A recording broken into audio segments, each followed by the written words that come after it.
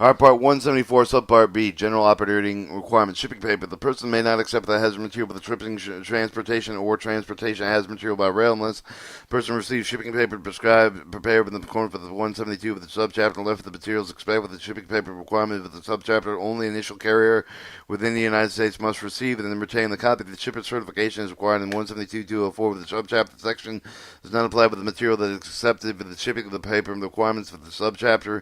Each person receiving the shipping paper required with the section must be retained with a copy of the electronic image. Therefore, the accessible or the principal place for the business must make the shipping paper available upon request. Authorized official of the federal, state, local government agency responsible for times and locations for hazardous waste. Each shipping paper must each shipping paper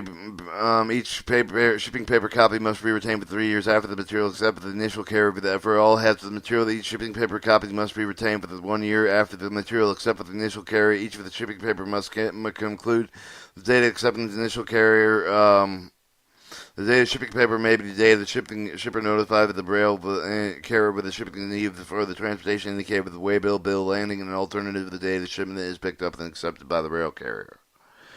174.26. Note for the train crew. The train crews must have the document that reflects the current position of the train each of the rail car containing hazardous material. The train crew must update with the document indicating the change of the placement of the railway car within the train. For example, the train crew may update with the document handwriting on it and then append it with attaching another document to it. A member of the crew train, the transportation hazardous material must have the copy of the document with the hazardous material being transported showing the information required with the Part 172 of the subchapter, including requirements 172.604B of the Application Emergency Response Information.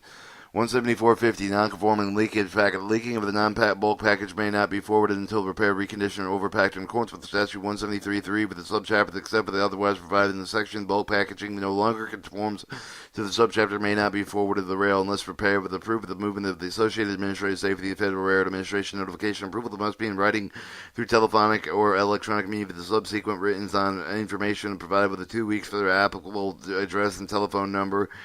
See 107.17 D4 of this chapter. The leaking bulk package contained with a hazardous material may be removed and repaired. Proof of the only so far as necessary to reduce in or to eliminate immediate threat and harm to the human health and the environment when determined the movement that would provide greater safety than all allowing package to remain in place. In the case of the liquid leak, measure the most taken to prevent the spread of the liquid. Alright, Subpart C, General Handling and Loading Requirements.